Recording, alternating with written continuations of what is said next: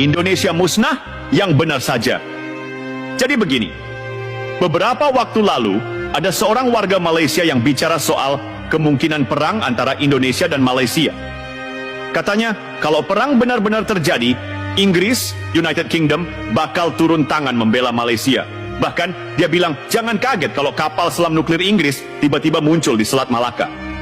Nah, sekarang kita tanya balik. Siapa yang sebenarnya harus kaget? Kita, Indonesia? Bangsa yang sudah terbukti berkali-kali melawan penjajah, bertahan dalam tekanan global, dan tetap berdiri tegak sebagai negara merdeka? Jujur saja, ini bukan pertama kalinya ada provokasi semacam ini.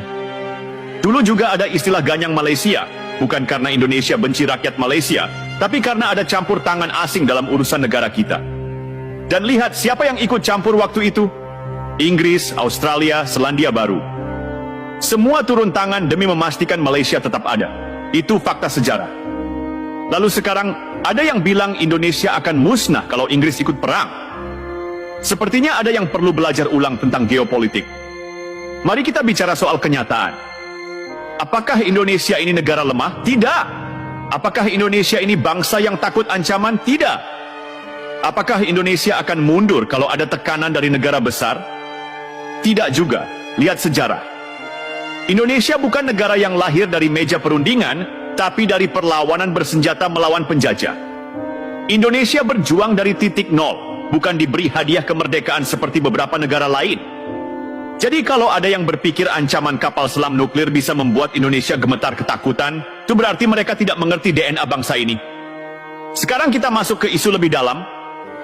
Apakah Inggris benar-benar akan membantu Malaysia dalam konflik semacam ini? Ini bukan tahun 1960-an. Inggris hari ini punya masalah sendiri, ekonominya belum sepenuhnya pulih, politik dalam negerinya kacau, bahkan posisi globalnya tidak sekuat dulu. Negara-negara persemakmuran yang dulu solid, sekarang banyak yang mulai mempertimbangkan jalannya sendiri. Jadi pertanyaannya, apakah Inggris mau mengorbankan sumber dayanya demi Malaysia? Apa Inggris siap menghadapi konsekuensi global hanya demi ikut campur dalam konflik yang bahkan belum tentu menguntungkan mereka? Jangan lupa, dunia saat ini tidak lagi dibagi hanya ke dalam blok barat dan blok timur. Semua negara punya kepentingan masing-masing. Dan kalau Inggris terlibat, siapa yang bisa menjamin bahwa negara lain seperti Rusia atau Tiongkok akan tinggal diam? Indonesia hari ini bukan Indonesia yang dulu. Kekuatan ekonomi kita terus tumbuh, militer kita terus berkembang, diplomasi kita semakin kuat. Kita bukan negara yang bisa ditekan begitu saja. Sekarang mari kita lihat dari sudut lain. Jika benar-benar terjadi konflik yang sejujurnya kita tidak inginkan, bagaimana reaksi rakyat Malaysia sendiri? Apakah mereka semua siap maju ke medan perang? Apakah para pengusaha besar Malaysia siap meninggalkan bisnisnya demi angkat senjata? Apakah rakyat Malaysia benar-benar menginginkan perang? Jangan salah, bukan hanya Indonesia yang akan bereaksi. Sabah dan Sarawak punya sejarah sendiri. Banyak yang mungkin lebih memilih jalan lain daripada terlibat dalam konflik yang dipaksakan. Dan satu hal yang harus diingat, peperangan itu bukan hanya soal siapa punya senjata lebih banyak, tapi soal siapa yang lebih tahan.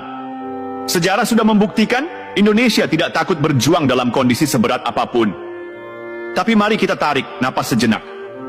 Apakah kita benar-benar mau membahas perang? Tidak ada yang menang dalam perang.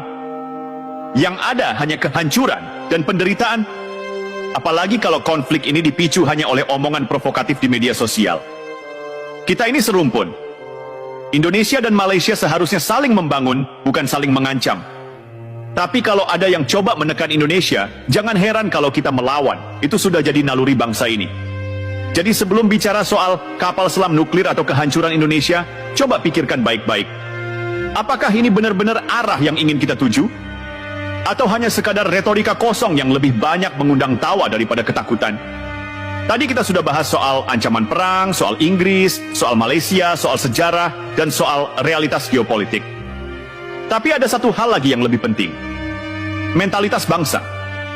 Orang yang bilang Indonesia bakal musnah itu mungkin lupa satu hal, atau mungkin pura-pura lupa, bahwa bangsa ini lahir dari perlawanan. Lahir dari darah dan air mata.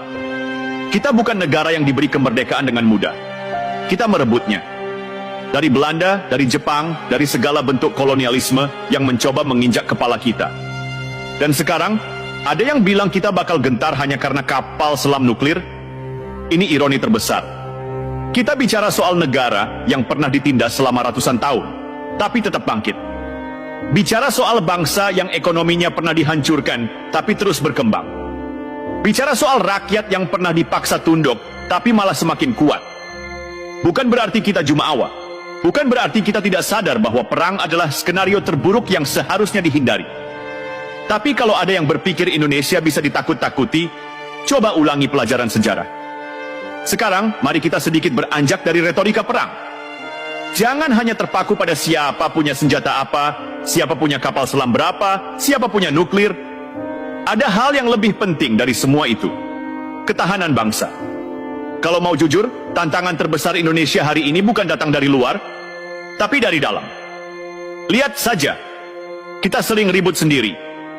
Korupsi masih merajalela. Politik kita masih penuh dengan intrik dan kepentingan pribadi.